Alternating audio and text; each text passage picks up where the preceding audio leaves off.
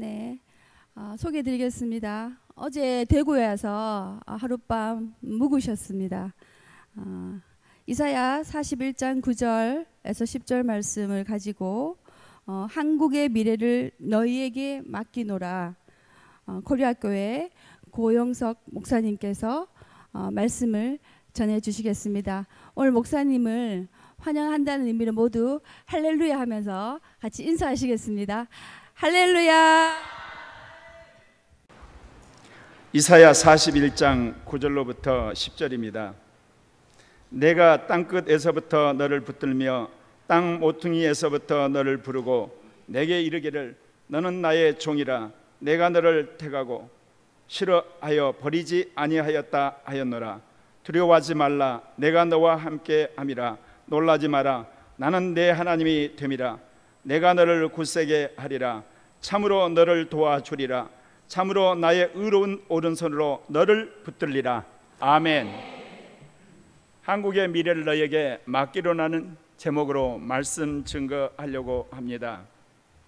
100대 41,583 무슨 숫자인 것 같습니까?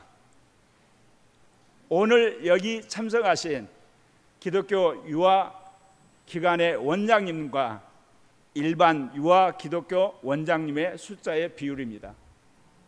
다윗과 골리앗의 싸움을 우리는 시작한 겁니다. 5,200만 대한민국 국민, 더 나아가서 8천만 한민족 복음화를 위해서 우리는 영적인 전투를 하고 영혼 사랑의 싸움을 지금까지 해왔고, 오늘 뜻깊은 우리 민족 해방의 날 8.15에 여기 모여서 다시금 하나님 앞에 예배드리며 기도하는 것입니다. 100명의 원장님들이 41,583명의 원장님이 하는 교육보다 더 탁월하고 영적이며 그야말로 놀라운 하나님의 리더십을 발휘한 종들이 되시기를 바랍니다. 하나님께서 이를 위해서 여러분을 택하셨고 오늘 이 자리에 여러분을 초청했다고 저는 믿습니다. 이스라엘이 암울한 시리에 한나가 사무엘을 엘리 제사장에 맡겨 넘겨주셔야 되는데,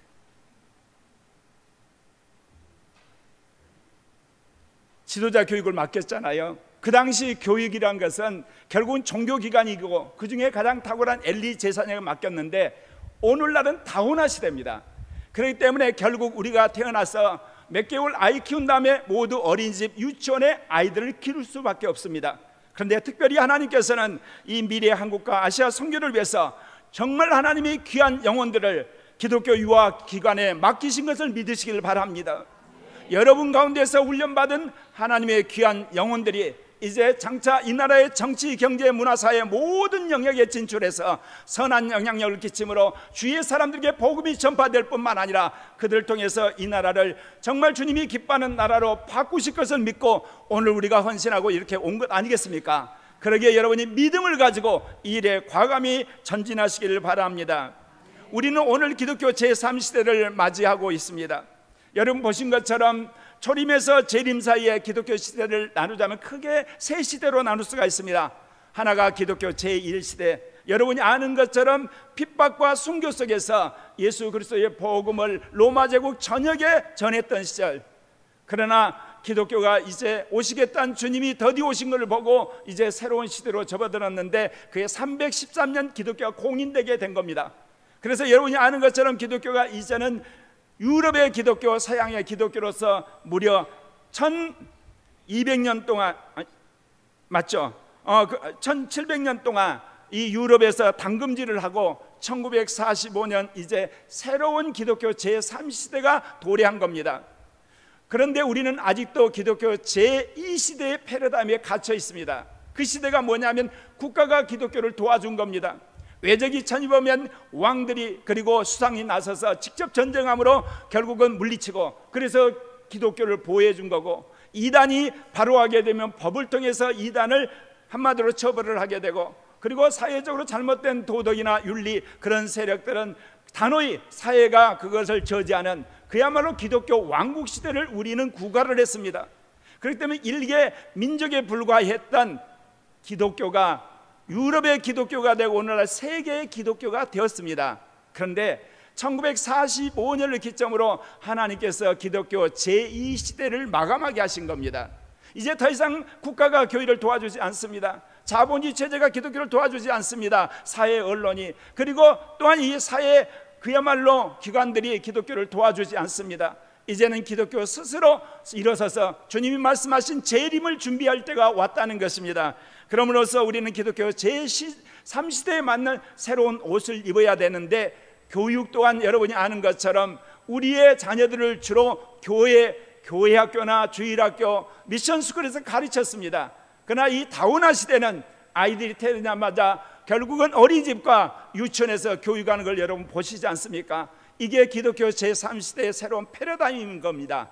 여기에 맞게 기독교가 자기 변신을 해야 되고, 이래 무엇보다도 오늘 여기 계시는 원장님들이 삶의 현장 속에서 이제 가정을 끼치고 직장을 그만두고 이 유아교육에 헌신하신 것은 기독교 제3시대의 새로운 선교의 패러다임에 헌신하신 줄 믿습니다. 아무쪼록 여러분의 헌신이 민족의 복음화 아시아 선교 세계 교회 헌신의 귀한 발걸음이 되기를 바랍니다. 여러분, 2023년에 동성애 독재에 굴복한 서구 기독교 국가입니다. 여러분, 여기 있는 분홍 색깔의 공통점이 어느 나라인지 기억나십니까? 이 나라들은 다 오량육제적 세계 선교를 했던 나라들입니다. 이 나라들은 다 기독교 국가고 민주국가고 자본주의 국가고 선진국가인데 동성애 합법화가 됐습니다. 여러분, 동성애 합법화가 얼마나 치명적인지 아십니까? 영국에서는 예수를 믿으면 천국 가고 마음에 들면 지옥 간다 그러면 현장에서 경제한테 체포가 됩니다. 왜? 소수 종교 차별했기 때문에. 그리고 크리스찬 간호사가 십자가를 지고 병원에서 간호를 하는데 상대방이 무슬림입니다. 그 무슬림이 원장한테 이야기해서 종교 차별했다고 결국은 해고를 당하고, 영국의 학교에서 LGBT 날에 남자는 여자 옷을 입고 여자는 남자 옷을 입고, 그리고 모여서 그야말로 LGBT를 기념할 뿐만 아니라 펀딩을 해서 LGBT 단체에 돈을 보내는 나라가 된 것입니다. 동성애자 신학교 교수가 동성애자 신학생을 가르치고 동성애자에게 세례를 주고, 그게 오늘 서구 기독교 합법화가 된 나라의 현실입니다. 1900년 네덜란드를 시작을 해서 에스파냐, 포르투갈, 스웨덴, 노르웨이, 그리고 독일, 그리고 미국, 캐나다, 호주, 그리고 여기 나와 있는 것처럼 남아공, 아르헨티나, 브라질 다 동성애 합법화가 됐습니다. 이제 세계에 선교를 할 수 있는 나라 자체가 씨가 말라버린 겁니다. 자기 나라에서도 마음껏 복음을 전하지 못했다는 사실입니다. 그런데 여러분들 이 소식을 모르시죠? 그것은 우리나라도 동성애를 인권이라고 하기 때문에 국가인권위원회가 동성애에 관한 부정적 기사를 절대로 TV나 언론에서 보도하지 못하게 하기 때문에 우리 국민이 이 사실을 모르고 있는 겁니다. 그러니까 어떻게 보면 세계 선교를 주도했던 심장부가 완전히 동성애 합법화에 의해서 침몰하는 중입니다. 그런데 여러분 아신 것처럼 이 아시아와 북아프리카가 선교가 끝나야 주님 재림하십니다. 누가 이 나라를 복음화하겠습니까? 저 시뻘건 무슬림지요, 그리고 분홍색의 힌두교지요, 그리고 파란색의 불교지요, 그리고 또 이 회색의 중국 공산당, 이 지역이 복음화돼야 주님 오시는 겁니다. 이들이 복음화되지 않고 어떻게 주님 오시겠습니까? 땅끝까지 이르러 증인이 되라는 그 말씀을 이제 누가 하겠습니까? 여러분 아시잖아요. 서구 기독교가 총칼을 가지고 식민지하고 그 식민지 출신의 선교사가 복음 전하고 자본주의 물길이 들어와가지고 그 돈으로 선교를 했는데 이 아시아에서는 실패했습니다. 그 이야기는 아시아의 4대 종교는 그만큼 강력하다는 겁니다. 그러면 이 아시아 선교를 누가 하겠습니까? 하나님께서 이 아시아 선교를 위해서 택한 나라가 있습니다. 그게 바로 코리아입니다. 이제 아시아에서 자라서 아시아에서 아시아 종교를 이긴 나라 코리아를 통해서 아시아 선교를 하기 원하시는 겁니다. 요한계시록 5장 8절에 보면 그 두루마리를 취하심에 네 생물과 24장로들이 그 어린 양 앞에 엎드려 각각 검음과 향이 가득한 금 대접을 가졌으니 이 향은 성도들의 기도다. 종말이 되게 되면 성도들이 기도를 합니다. 주 예수여 어서 오시옵소서. 그럴 때 주님으로부터 응답이 있습니다. 그 응답이란 다른 것이 아닙니다. 족속과 백성과 방언과 백성과 나라 가운데서 예수 그리스도의 복음이 다 올라올 때까지 주님은 오실 수가 없는 것입니다. 여러분은 그러실 겁니다. 팬데믹을 통해서, 러시아 우크라이나 전쟁을 통해서, 그리고 오늘날 기상난동과 여러 가지 폭우를 겪으면서 야 말세야 주님 곧 오실까? 안 오십니다. 왜냐? 아시아 북아프리카가 복음화되지 않았기 때문에 그렇습니다. 오늘 주님이 그 이야기 하시는 겁니다. 그들이 새 노래를 불러 이르되 두루마리를 가지시고 그 인봉을 떼기에 합당하시도다. 일찍이 죽임을 당하사 각 족속과 방언과 백성과 나라 가운데서 사람들을 피로 사사 하나님께 드리시고, 그래야만 계시록의 7인이 떼지기 시작하는 겁니다. 그러니까 모든 족속들, 모든 방언들, 모든 백성들, 모든 나라 가운데서 복음이 전파돼서 그들 가운데 택한 자들이 이제 뽑힘돼서 하나님 앞에 드리고 나서야 주님께서 재림하신다, 그 이야기입니다. 그렇기 때문에 이 아시아와 북아프리카 누가 선교하겠습니까? 여러분, 이 코리아가 복음을 전하도록 주님이 택하신 것입니다. 그래서 하나님이 아시아 북아프리카 선교의 기지로 한국과 한국교회를 택하신 걸 믿으십니까? 실제로 유엔 무역개발회의 웅크타드가 우리나라 주의를 개발도상국에서 선진국으로 변경을 했는데요, 1964년 이 웅크타드가 만든 이후로 최초이자 마지막입니다. 앞으로 어떤 개발도상국 중에서도 선진국으로 올라올 나라가 없습니다. 하나님이 유일하게 1945년 가장 못 살고 가장 병든 나라요, 가장 골병든 나라였던 대한민국을 80년도 안 돼서 세계 선진국 반열에 서게 하신 것, 그것은 아시아 선교하라고, 북아프리카 선교하고 세계 선교의 마지막 일하라고 선진국으로 도약한 걸 믿으십니까? 여러분, BTS가, K-팝이 전 세계 젊은이들의 그야말로 환호성석에서 이번 잼버리도 마무리됐는데 왜 하나님께서 그렇게 그들을 띄우셨겠습니까? 전 세계에 있는 수많은 젊은이들이 한글을 배우라고 할 때 누가 배웠습니까? 그런데 K-팝 배우려고 한글 학당을 가고 한글 노래를 배우고 한글 드라마 보는 이 놀라운 기적을 하나님이 하신 겁니다. 이제 우리의 차례인 겁니다. 이제 우리가 아시아와 세계 가운데 복음을 전해야 되는 겁니다. 지금까지 수많은 선교사들이 복음을 전했지만 여러분, 아시아 북아프리카는 45억이 남아 있습니다. 그래서 하나님이 한국을 다시금 당금질해서 그 사역을 감당하기를 원하신다, 그 이야기입니다. 그래서 2022년 현재 한국 선교사는 169개국 가운데 22,204명의 장기 선교사가 파송되어 있고 482명의 단기 선교사가 파송되어 있고 910명의 국제 선교단체로 파송되어 있습니다. 한때는 우리나라가 선교사 파송 2위 국가였습니다.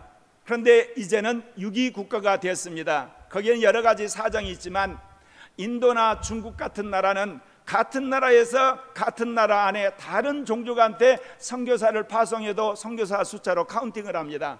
근데 우리나라는 단일 민족이요, 단일 언어권이기 때문에 예를 들면 서울에서 경상도로, 서울에서 전라도로 우리가 선교사를 파송한 건 선교사로 가지 않습니다. 그러나 중국과 인도는 그렇습니다. 그렇게 카운팅을 하다 보니까 우리가 6위가 됐지만 여전히 해외 선교에 가난한 우리나라는 이 선교 국가라는 것 여러분 아십니까? 하나님이 높아진 국력의 위상에 맞게 수많은 선교사들을 해외 파송을 했습니다. 더더욱 우리 국민이 5,200만인데요 해외에 나가 있는 국민이 750만입니다. 여러분, 10대 경제 대국 가운데 이렇게 많은 인구가 비율상 해외에 나가 있는 나라가 없습니다. 물론 그들이 그렇게 나간 것은 옛날 조선 말기에 나라 망해서 일제시대를 그 일제를 피해서 해방이 막 되고 나서 6.25가 나니까 군사 독재 시대에는 그거를 피해가지고 오늘날은 유학 가서 여러 가지 이유 때문에 나갔지만 그들이 왜 나간지도 모르고 나가 있습니다. 결국은 세계 선교를 하기 위한 천병들로 미리 나가서 자리 잡게 하신 걸 믿으시길 바랍니다. 여러분, 외국 나가셔서 교포사에 가게 되면 교포사의 중심지가 뭡니까? 다 교회입니다. 이런 나라가 없습니다. 하나님이 이렇게 모든 걸 준비하신 것입니다. 왜냐? 아시아 선교, 세계 선교를 하기 위한 하나님의 선교 기지로서 한국과 한국 교회를 택하신 것입니다. 그래서 하나님께 모든 여건을 지금 갖추고 계시는데 가장 절정에서 엄청난 위기를 맞고 있습니다. 21세기 한국 기독교가 처한 위기, 여러분 아시잖아요. 요즘 젊은 세대 결혼하지 않습니다. 결혼이 선택이 되어버렸습니다. 저출산 때문에 그야말로 도시가, 농촌이 공동화되고, 그리고 여러분도 몸소 느끼시죠? 어린이 유치원, 그리고 또한 초등학교, 중학교, 고등학교, 대학교, 2000년 이후에 20개 대학이 폐교를 했습니다. 저출산의 암울한 그림자입니다. 더더욱 한때 1000만을 구가했던 한국 개신교가 지금 800만으로 떨어졌습니다. 어떤 사람은 줄잡아 그 안에 이단들이 한 150만 내지 50만 그런 이야기까지 합니다. 가장 절정에서 꽃을 피자마자 져버리는 한국 교회, 어찌하겠습니까? 더더욱 이제는 모든 영역이 국가의 인권이라는 개념으로 이제는 몸소 느끼시잖아요. 어린이집에서 마음 놓고 직원들과 기도 한 번 못하고, 유치원에서 정말 함께 모여서 하나님 예배 한 번도 못 드리는, 왜? 종교 차별이라고. 그런 국가 통제가 이제 우리에게 현실로 다가왔습니다. 그러니까 정말 하나님께서 모든 여건과 그리고 모든 상황을 보건대 분명코 우리를 들어서 민족의 복음 통일을 이루고 아시아 선교를 하고 더 나아가 세계 교회를 깨우려 분명히 부르신 건 맞는데, 지금 우리의 위치를 볼 때 폭삭 주저앉을 만한 그런 상황이 왔다, 그 이야기입니까? 여러분, 과연 우리는 이대로 주저앉을 것 같습니까? 그렇지 않습니다. 개혁이 한국 기독교가 당한 고난을 생각해 보면 오늘 우리가 당하는 이 어려움이란 것은 세상 말로 하면 세 발의 피입니다. 개혁이 말려 일본은 침략해 오고, 기독교인들은 10만도 안 되고, 그리고 유교가 탄압을 해서 예수 믿으면 호적에서 파버린다고 며느리 쫓아내고 아들 두들겨 패고 온 집안이 난리 폈던 시절이 있었습니다. 그런데 기독교가 오늘날 이 대한민국에서 가장 강력한 영향력이 있는 종교가 되었고, 그리고 교육기관이나 언론, 정치 모든 영역에서 아직 영향력을 행사하고 있다는 겁니다. 그렇다면 왜 하나님께서 우리나라와 우리에게 이 환난을 주셨겠습니까? 지금에 있는 대한민국 체제와 지금에 있는 한국 교회의 모습으로는 아시아 선교를 감당하지 못하기 때문에 근본적으로 패러다임을 바꾸라고 하시는 겁니다. 근본적으로 우리의 영적 각성을 위해서 주님이 이 환난을 허락하신 것을 믿으시기를 바랍니다. 성령과 성경과 개화로 시작된 대한민국 기독교입니다. 여러분, 1903년 원산 사경에서 캐나다 하디 선교사가 공개적으로 사람들 앞에서 회개를 하므로 감리교부터 회개운동이 일어나게 됩니다. 그리고 나서 1907년에 평양 장대영교회에서 길선주 장로가 공개적으로 자기가 지은 모든 죄를 회개하니까 거기에 있는 사람들이 모든 죄를 회개한 겁니다. 단순히 잘못했습니다가 아니에요. 첩질한 거, 도둑질한 거, 남 때린 거, 술 취한 거, 모든 죄를 하게 되니까 사람들이 통성으로 기도를 하는데 예배당 천장이 떠나갈 정도로 사람들이 눈물로 회개했던 거, 성령의 역사로 한국 교회는 시작된 겁니다. 그리고 한국은 무엇보다 성경을 사랑하는 교회입니다. 뿐만 아니라 한국은 기독교가 들어올 때부터 개화의 선두주자였습니다. 한국사에서 가장 개화된 인간 크리스찬입니다. 가장 한마디로 도덕적인 인간, 성경을 믿는 사람들입니다. 가장 선지적인 앞장서서 앞을 바라본 사람들이 성령 받은 사람들입니다. 그래서 오늘날 이 대한민국 가운데 기독교가 뿌리내려서 정말 세계를 향해서 22,000명의 선교사를 파송할 수 있게 된 것입니다. 이런 하나님의 섭리가 여러분 21세기 우리가 이 당하는 저출산, 국가의 어떤 통제들, 그리고 여러 가지 환경에 좋지 않은 것으로 주저앉을 거라고 생각하십니까? 그렇지 않습니다. 제가 41년 전에 성령 세례를 받았습니다. 제가 군사 독재와 싸우는 학생운동을 하다가 군대에 가가지고 성령 세례를 받았는데 주님이 통일된 환상을 보여주셨어요. 그리고 아시아가 복음화된다는 걸 구름으로 그려주셨고, 그리고 이 땅에서 제2종교개혁이 이루어질 거라고 말씀하셔서 사실 저는 41년 동안 평신도 때부터 목사가 돼서 제2종교계의 새로운 패러다임을 준비하고 있는데, 여러분 제2종교계획의 패러다임이 뭔지 아십니까? 성령으로 돌아가랍니다. 성경계로 살라는 겁니다. 이 시대의 문화를 혁신하라는 겁니다. 여러분, 개화기에 기독교가 가장 앞선 문화였습니다. 그리고 성경 가운데 그들이 삶으로 가장 도덕적이었습니다. 그리고 성령 안에서 악한 영과 싸움에서 강력한 힘을 발휘해서 오늘 이 자리에 온 것입니다. 여러분, 21세기 한국과 한국교회의 미래가 어디에 있다고 생각합니까? 저는 기독교 유아교육기관에 있다고 저는 확신합니다. 왜 그러냐면요, 여러분 교회 섬기시잖아요. 교회학교, 주일학교 현실을 보세요. 전부 경쟁이 치열해지면서 아이들, 여러분 걸어 다닐 때부터 전부 학원 다닙니다. 겨우 주일날 와서 1시간 예배 30분 들고 공과봉구 30분 하고 집에 돌아갑니다. 그렇게 해서 어떻게 기독교 지도자가 키워지겠습니까? 그렇기 때문에 이제 주님께서는 이제 기독교 유아 교육을 통하여서 일주일 내내 그들 양육하도록 여러분에게 맡기신 걸 믿으십니까? 그렇다면 여러분이 그곳에서 아이들을 미래의 이 민족의 지도자뿐만 아니라 선교의 역군으로 키워야 할 시대적인 영적 목회자의 사명이 여러분에게 있는 걸 믿으시길 바랍니다. 저희 교회에서는 세대의 복음화라 그래요. 제가 성령을 받았기 때문에 저희 교회는 말하기 시작하면 복음을 전하고 개념을 깨달을 때부터 성령을 해서 방언을 받게 해가지고 애들 성령 운동을 하고 있거든요. 교회는 크지 않지만 사도행전 2장 17절 18절처럼 어린 아이들이 예언을 해야 되니까, 젊은이들이 환상을 보고 늙은이들이 꿈을 꿔야 되니까, 남녀 종들이 예언을 해야 되니까 저는 그걸 확실히 믿어요. 왜냐하면 주님 오실 때 모든 사람이 휴거를 하면 생각해 보십시오. 늙은이만 휴거하겠습니까? 여러분 장년만 휴거하겠습니까? 청년도 휴거하고 청소년도 휴거합니다. 거룩하게 산 사람들. 근데 휴거하는 사람들의 특징이 있습니다. 성령 충만한 겁니다. 거룩하게 사는 겁니다. 주를 위해 사는 겁니다. 그렇다면 이 성령 운동을 어디서부터 해야 되겠습니까? 어린아이부터. 그래서 교회에서 온 지 27년 동안 줄기차게 성령 운동하는데 저의 노력은 뭐냐? 어떻게 하면 이 시대에 탁월한 그리스도인이 되고 영향력 있는 그리스도인이 되고 복음 전도하는 자를 세울 것인가? 그래서 제가 만든 단어가 세대 복음화입니다.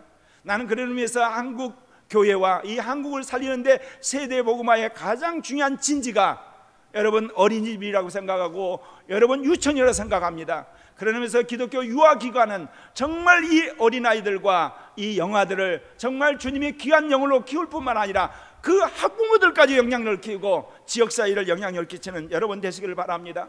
그래서 오늘 읽은 이사야 41장 9절 말씀, 제가 여기 계시는 원장님을 위해서 그 말씀들을 바꿨습니다. 이렇게: 내가 땅끝에서부터 한국교회를 붙들며 땅 모퉁이에서부터 한국교회를 부르고 한국교회에게 이르기를 한국교회는 나의 종이라. 내가 한국교회를 택하고 싫어하여 버리지 아니하였다 하였노라.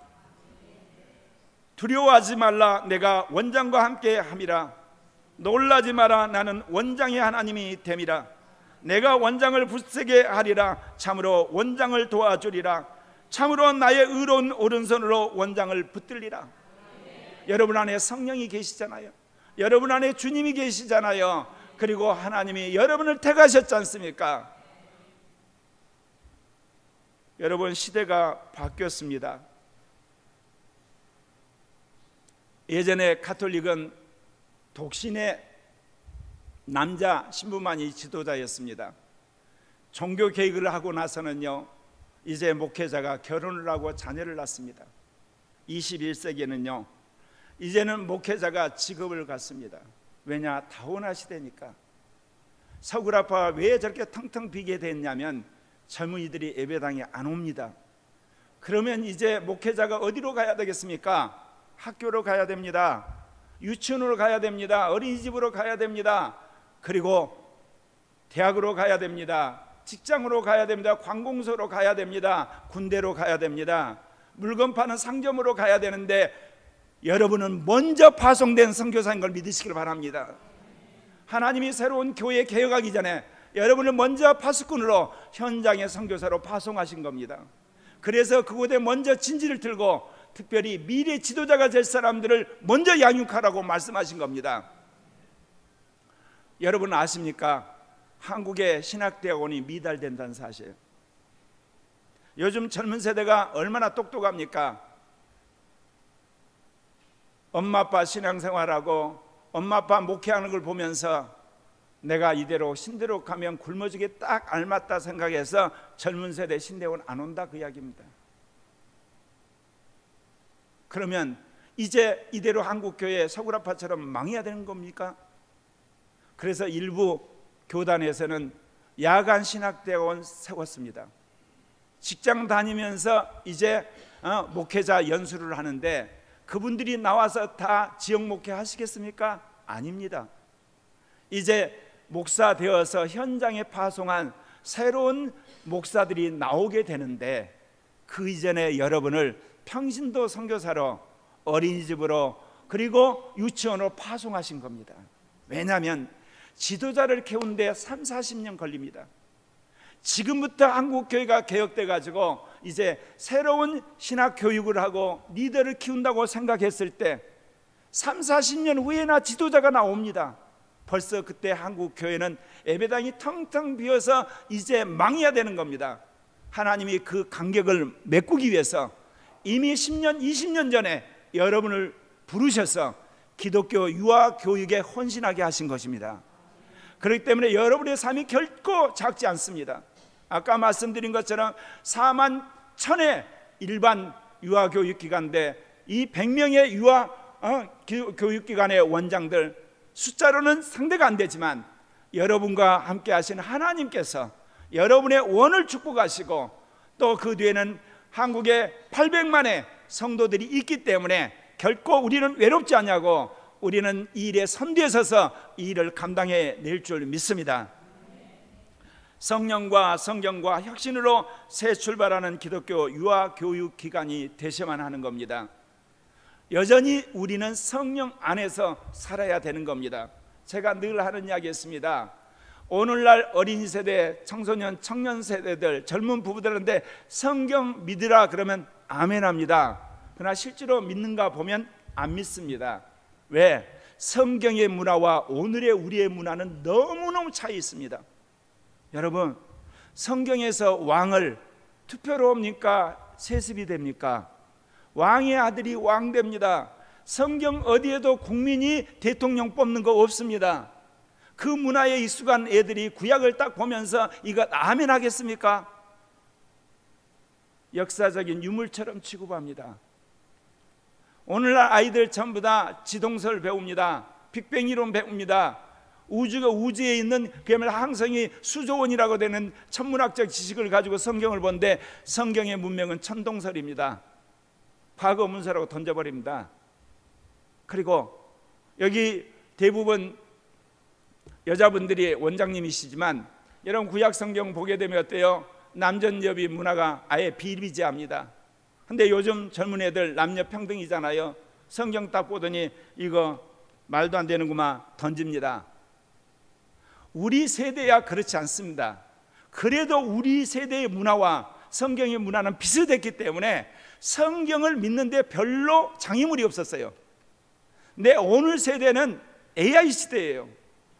컴퓨터 시대고 로켓 시대예요.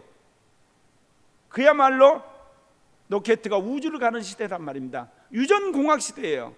어떻게 인간이 유전을 조작을 해서 새로운 종을 만듭니까? 종이란 건 하나님이 창조한 것으로 그냥 그 종에 따라 되는 거지. 그런 시대인데 너무너무 오늘 우리가 사는 환경이 이 성경의 문화가 너무 다른 거예요. 그러면 이 아이들에게 어떻게 성경이 하나님 말씀이란 걸 믿게 하는 얘기예요. 성령 받아야 되는 겁니다. 그러니까 여기 계시는 원장님들부터가 성령 충만하셔야 돼요. 성령을 받으셔야 돼요. 그래서 모든 사람들이 성령을 받아야 비로소 이제 성경이 하나님 말씀으로 믿어지게 되는 거예요. 아, 그런 거는 문화적인 거고 시대적인 거고 사회적인 거니까 시대마다 그런 거는 다 바뀌는 거야. 바뀌지 않은 것은 삼위일체 하나님께서 우주 만물을 창조하고 섭리하시는 것, 우리 예수님이 구속하시고 구원하시는 것, 영생의 영이 우리에게 영생을 주고 거듭나게 하고 부활하는 거다. 그건 믿어야 된다. 아멘. 그리고 그 말씀 믿고 이제 성경을 재해석하는 거예요. 그래서 이 문화를 혁신하는 사람들이 나오게 되는 겁니다. 그렇기 때문에 이 어린이 교육하시고 유아들 교육하시는 우리 원장님들부터가 새로운 세계관을 가지셔야 됩니다. 그리고 새로운 그야말로 영성을 가지고, 그리고 새로운 성서관을 가지고 아이들에게 질문을 해야 됩니다.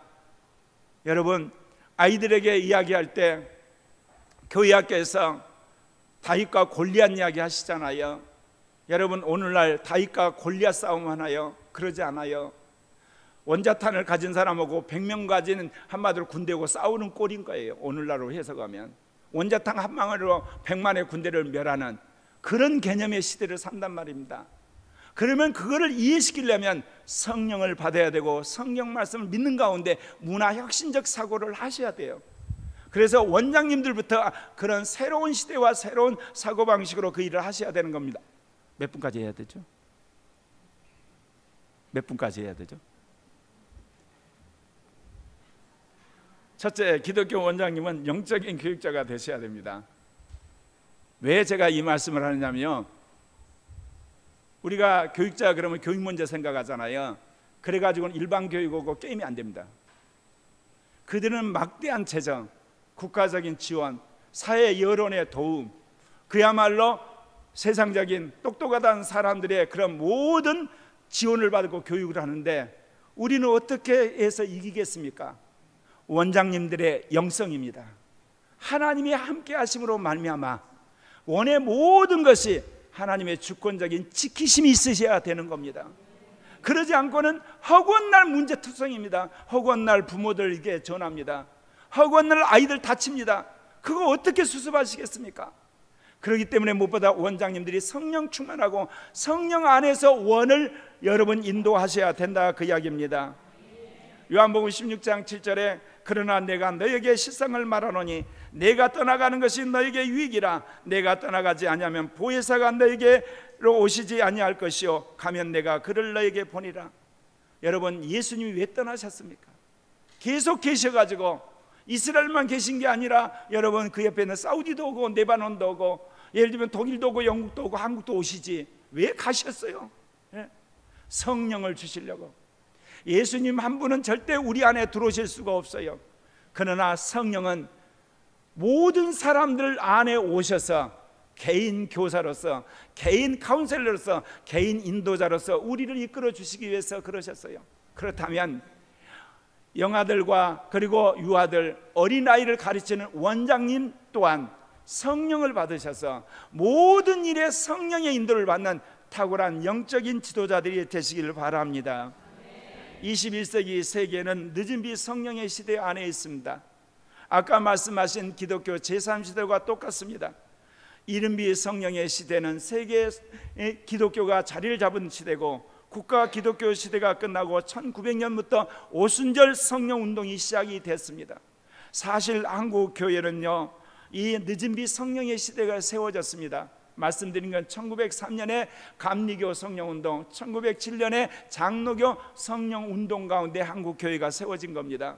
그래서 한국교회는 장로교회도 성령운동합니다. 감리교도 성령운동하고 오순절교도 성령운동하고 그리고 어느 교단이든 다 성경을 하나님 말씀으로 믿습니다. 그래서 여기까지 왔습니다.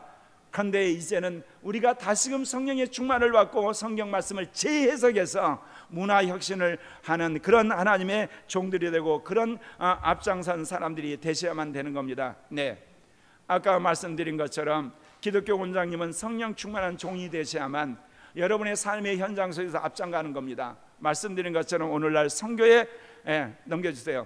선교의 현장은 또 넘겨주세요. 네, 지역교회 뿐만이 아닙니다. 이대로 가면 지역교회는 고사됩니다. 1000만에서 800만이 됐다는 이야기는 뭡니까? 지역교회로 사람이 안 온다는 겁니다. 그러려면 이제 모든 복음을 든 사람들이 현장에 가서 현장 교회를 개척해야 됩니다. 말하자면 기독교 기관을 만들어야 됩니다. 그게 노조가 되든 그것이 기도회가 되든 성경 공부가 되든 아니면 기독교인들의 바이블 스터디가 되든 기독교인들의 구호 모임이 되든 아니면 기독교 유아 기관이 되든, 그래서 그곳에서 이제 삶으로 그리고 실력으로 그리고 능력으로 복음을 전해야 되는 겁니다. 그걸 성경학 용어로 전전도라 그럽니다. 전도 전에 전하는 거. 아, 기독교인들 괜찮구나, 성경 읽어봤구나, 아, 예수라는 사람 괜찮은데, 그 이야기를 다 듣는 겁니다. 사람과 관계 속에서. 그리고 나서 그들이 교회를 나오는 겁니다. 그래서 저는 어렸을 때, 영아였을 때 기독교 유아기관에 들어갔던 아이들, 엄마도 불신자고 아이도 불신자였을 때 기독교 원장님을 통해서 그리고 그 기독교 유아기관을 통해서 자기도 모르는 사이에 기독교 마인드와 기독교 문화와 기독교 인격에 영향을 받았을 때, 그들이 인생에 부르실 때, 청소년 때, 청년 때, 그리고 젊었을 때, 결혼할 때, 나이 늙어서라도 교회로 나오는 겁니다. 다우나 시대 교회가 살기 위해서는 교회가 이제 사람들 예배당에 묶어놓으면 안 됩니다. 모든 평신들을 제자 훈련해 가지고 현장으로 다 집어넣어야 되는 겁니다. 우리 교회는 그게 아니라 너희 기도라고 온 한국의 6만 교회가 그렇게 해야만 살아나는 겁니다. 그렇게 하지 않았기 때문에 서구라파가 오늘날 예배당이 레스토랑이 되고 바가 되고 그야말로 이슬람 모스크 사원으로 다 변해가 가고 있는 겁니다. 한국도 벌써 그렇습니다. 나는 그런 의미에서 기독교 유아교육기관 정말 중요하다는 겁니다. 왜? 제가 이제 아이들 세대 복음화에 관심을 해서 아이들 교육을 해보니까요, 벌써 10살만 넘으면 주관이 세져가지고 우리 교회 집사님 딸이 뭐라고 한대요? 엄마가 똑똑 않고 문 들어가니까 사생활 보호, 들어올 때 문 똑똑하고 들어오세요. 안장했어요. 엄마가 핸드폰 보자 그러니까 비밀번호 딱 잠겨놓고 사생활 보호. 학교에서 그거 가르치거든요. 예. 그러면 결국 어찌해야 되냐? 애 태어나자부터 교육시켜가지고, 아니 뱃속에서 교육시켜서 10세 이전에 세계관, 인생관, 신앙관 모든 것들을 구축을 해야만 10세 이후에 오는 모든 세파를 애들이 걸러내가지고 기독교 지도자가 될 줄 믿습니다. 그렇기 때문에 기독교 유아기관 너무너무 중요하다는 겁니다. 그런데 제가 목회자로서 말씀드릴까요? 개척교회 할 때 예전에는요, 어른들이 교회를 안 나와요. 어른들이 교회를 나오면 할아버지 할머니들이 상놈들이라고 그래서 며느리나 아들들 난리를 치니까 결국 누구만 보냅니까? 아들 딸만 보내가지고 교회가 아들 딸이 융성했어요. 그래서 교회 학교가 융성했는데 요즘에는 엄마 아빠가 놀러 갈 때 아들 딸 데리고 가버립니다. 그래도 그 아들 딸은 어린이집 보냅니다. 유치원 보낸다, 그 이야기입니다. 그렇기 때문에 거기서 잡으셔야 된다는 겁니다. 예, 그러니까 너무너무 중요한 일을 지금 하시는 거예요.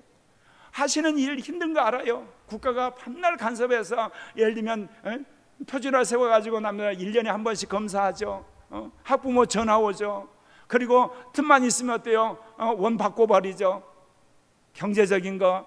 또 뭐예요? 대우 정말 안 해준다고 해서 교사 어느 날 갑자기 가버리죠. 허구한 날 눈물 속에 사신 거 알아요. 그러나 나는 비록 안수받지 않는 목회자란 심정으로 어린 영혼들을 위해서 정말 썩어지는 미랄 되시길 바랍니다. 주님 나라 갔을 때 주님이 그거 기억하실 거예요. 너는 안수받지 않는 목사였지만 목사들보다 더 열심히 영혼 구원해서 너가 수고한 건 내가 기억한다, 그렇게 말씀하신 겁니다. 그래서 무엇보다도 성령 충만이란 이 모든 환난과 어려움 이겨낼 줄 믿습니다. 두 번째, 기독교 원장님은 소통의 교육자가 되셔야 되는 겁니다. AI 시대는 넘겨주세요. 인간과 인간, 인간과 사물, 사물과 사물이 소통하는 사회입니다. 여기서 저도 목회자지만, 그리고 장로님, 집사님도 계시고 권사님도 계시겠지만 우리 기독교인들이 정말 회개해야 될 것입니다.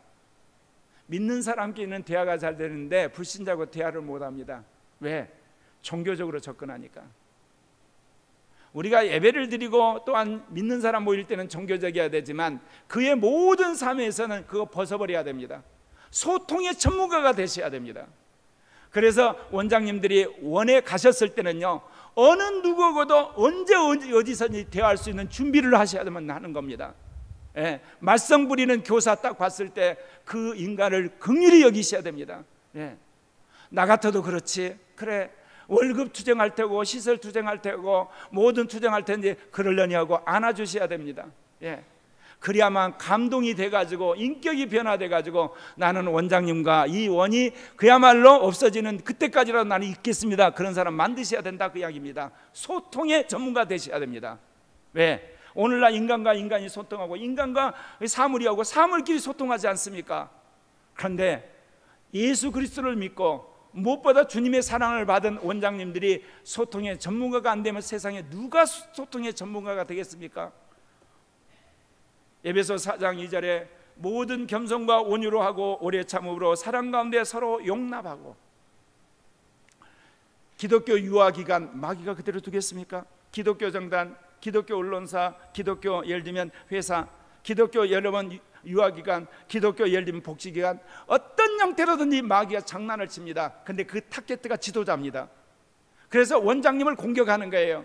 원장님 스트레스 받아야 되고 아파야 되고, 원장님 그냥 눌러놓는 거고, 원장님 화내고 원장님이 그냥 주저앉게 만드는 거예요. 그 원은 그냥 주저앉는 거예요. 교회도 마찬가지예요. 목사님 스트레스 받고 목사님 힘들고 목사님 변들고 딱 주저앉으면 그 교회는 같이 주저앉는 거예요. 그렇기 때문에 무엇보다도 원장님들이 겸손하시고 소통의 전문가가 되셔야 돼요. 스트레스 왜 받습니까? 스트레스는요, 내가 괜찮은 사람인데 상대방이 나를 한마디로 괴치고 그러는 거예요. 그러면 아예 처음부터 개가 되십시오. 아멘. 내가 개가 되고 내가 벌레가 되면 스트레스 전혀 안 받습니다. 네. 내가 6년 동안 차별금지법 싸우느라고 열심히 돌아다니는데요, 제가 이류 목사예요. 목사님한테 위임을 주잖아요. 차별금지법 만듭시다. 그러면 어떤 목사님은 받지도 않고 가요. 어떤 목사님이 짝짝 찢는 목사님까지 있어요. 나도 목사고 저쪽도 목사인데 나는 이류 목사야. 그거는 괜찮아요. 또 신대원 가서 나눠주면요, 신대원성이 어때요? 그거 짝짝 찢어요. 제 앞에서 딱 보면서. 내가 목사라는 거 밝혔는데 제가 화가 나겠습니까? 안 나겠습니까? 화날 사람 같으면 안 갔습니다. 예. 모르니까. 예. 정말 비결이 있습니다. 나는 정말 죄 덩어리고 원죄 덩어리고 나는 정말 벌레고 쓰레기란 생각에서 완전히 내려놓으세요. 원 운영하는 리더십에서 내려놓으신 게 아니라 인간관계에서 내려놓으시라 그 이야기입니다. 무슨 말 이해가시죠? 예. 원 운영에서는 정확한 리더십을 발휘하셔야 돼요. 그러나 개인적인 모든 문제에서는 아예 밑에 쫙 깔고 너가 원장이다, 그래 내가 교사다, 그 심정으로, 그래 너가 원장하고 내가 학부모자, 그냥 너가 원장하고 내가 학생이다, 그냥 가르쳐라, 그런 심정으로 가실 때 소통의 전문가가 되실 줄 믿습니다. 제가 이제 아이들 제자 훈련하는데 아이들이 가끔 그래요. 엄마 아빠하고는 대화 안 해. 목사님하고는 대화를 해. 왜 그러냐? 엄마 아빠는 정죄하잖아, 판단하잖아. 근데 우리 목사님은 판단 안 해. 모든 얘기를 다 하거든요. 왜? 제가 악한 자란 걸 제가 체험해서, 내가 정말 개쓰레기란 걸 경험해가지고 어느 누구를 봐도 제가 정죄함이 없거든요. 근데 아이들이 그걸 귀신같이 알아요. 근데 엄마 아빠는 욕심이 있잖아요. 공부해라, 제대로 해라, 청소해라, 뭐 해라, 허구한 날 해라 하니까 얼마나 스트레스 받겠습니까? 근데 제 앞에서는 제가 아 그래 참 힘들겠다, 그러나 예를 받아주니까 얘들이 좋죠. 똑같은 겁니다. 예. 목회자뿐만 아니라 원장님들도 업무에 있어서는 정확하셔야 되지만 개인적인 모든 인간관계에서는 소통의 전문가 되셔야 된다 그 이야기입니다. 왜? 원장님이 만나야 할 사람이 뭡니까? 교사가 있잖아요, 원아가 있잖아요, 학부모가 있고 공무원이 있잖아요, 요즘에 언론까지 있잖아요. 그럴 때마다 정말 낮아지셔야 됩니다. 그래야만 마귀의 공격이 끝납니다. 왜냐? 계속 마귀가 공격을 했는데 어떻게 찔러도 그 사람이 어때요? 화내지 않고 신경질 내지 않고 한마디로 말해서 혈기 부리지 않고 자를 드러내지 않으니까 마귀가 항복합니다. 그때 원이 편안해집니다. 이제 주님이 이제 됐다 하고 천군천사 보내가지고 지켜주시는 겁니다. 여러분, 천군천사는 교회만 지켜주신 줄 아십니까? 여러분, 그러면 크리스찬 사업은 다 망하게요? 크리스찬 정당은 망하게요? 크리스찬 이게 미션 스쿨을 망하고 크리스찬 유아국을 망하게요? 안 그렇습니까? 성령 충만한 사람이 있는 곳엔 천사가 지키는 거예요. 그래서 어찌하든지 그곳에서 복음이 전파되고 그리스도의 향기가 드러나도록 하시는 겁니다. 예. 기독교 원장은 혁신의 교육자가 됩니다. 오늘날 시대는 글로벌 시대입니다. 개인에서부터 이 80억 인구가 소통하는 시대예요. 예. 내가 알고 있는 게 전부가 아니에요. 사실 내가 알고는 극히 일부고 AI가 다 알고 있는 시대입니다. 그러려면 이 혁신을 하셔야 되는데, 여러분, 혁신에 있어서 비결은 누굽니까? 하나님을 깊이 섬기는 겁니다. 그리고 그 하나님으로부터 지혜를 받는 겁니다. 잠언 9장 10절에 여호와를 경외하는 것이 지혜의 근본이요 거룩하신 자를 아는 것이 명철이니라. 우리는 어떻습니까? 여호와를 경외하는 것은 지혜의 근본이요 거룩하신 일을 아는 것 명철이다. 이것만 외우고 다녀요. 외우고 다녀. 그러시면 안 돼요. 네. 원 운영할 때, 힘들 때 하나님 앞에 지혜를 달라고 그러셔야 돼요.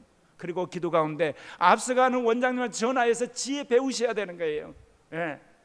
하나님은 직접 지혜를 주시기도 하지만 사람을 통해서 주시기도 해요. 예. 아니면 김근희 원장님 제가 이야기 듣고 들어갔어요. 원 딱 봤더니 정말 탁월하시더만. 그래서 제가 오면서 그랬어요. 우리 언론에 나오는 모 박사보다 우리 금 원장님 가셔서면 참 잘하실 텐데, 애들은 혼내기도 해야 되지만 안아줘야 됩니다. 양면이 있는 겁니다. 사랑만 하면 얘가 버릇이 없어집니다. 저가 하는 이야기가 있어요. 사랑해주면 아이들 변다고 천만의 말씀이에요. 어른들 왜 감옥 보내죠? 말기 달아먹는 어른들 왜 감옥 보내냐고요. 아이들은 천사고 어른들은 악마나요? 아이들도 천사이면서 악마예요. 어른도 악마이면서 천사고요. 그러면 거기에 적절한 훈계도 하고 사랑도 같이 해야 되거든요. 양면으로. 그래야지 아이가 올바로 가요. 아, 이거는 죄고 이거는 선이고. 그런데 잘 대해주고 그리고 그 애를 그야말로 잘 섬겨주면 변한다고요. 그러니까 서희초 사건 나는 겁니다. 여러분, 나는 김근희 원장님 같은 분이 가서 딱 부러지게 양쪽 이야기를 딱 균형 잡혀 이야기하면 우리나라 국민들 계도될 텐데 어쩔 수가 없습니다. 골로새 2장 2절부터 3절에 이는 그들로 마음의 위안을 받고 사랑 안에 연합하여 확실한 이해의 모든 풍성함과 하나님의 비밀인 그리스도를 깨닫게 하려 함이라. 그 안에는 지혜와 지식의 보호가 있느니라. 여러분, 그리스도를 믿으면 그리스도가 우리 안에 들어오셔요. 그분이 끊임없는 지혜를 공급하세요. 끊임없는 지식을 주세요. 그거를 터득하시면서 운영을 하셔야 돼요. 예. 그 지혜가 올 때까지 눈물을 그야말로 먹으면서 주님한테 간구해야 돼요. 나 원 운영 못하겠어요. 나 정말 지혜가 부족해요. 주님 혁신적인 원 운영할 수 있도록 나는 지혜를 주시고 능력을 주시길 바랍니다. 예. 그 어떤 교사가 속세예요. 어떻게 하면 저 교사를 감동시켜서 정말 내 편을 만들 수 있을까요? 제발 좀 도와주세요. 지혜를 얻으셔야 될 거 아닙니까? 그 교사 그래 가. 요즘에 셌어. 그러시면 안 돼요.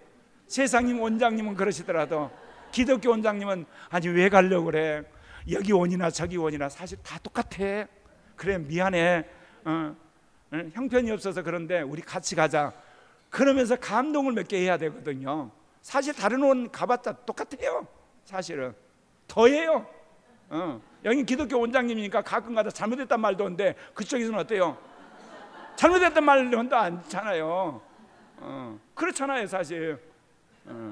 그래서 그리스도의 지혜와 능력으로 원을 영접하는 운영하는 원장님들이 되시길 바랍니다. 마지막 제가 이 말씀 꼭 드리고 싶습니다.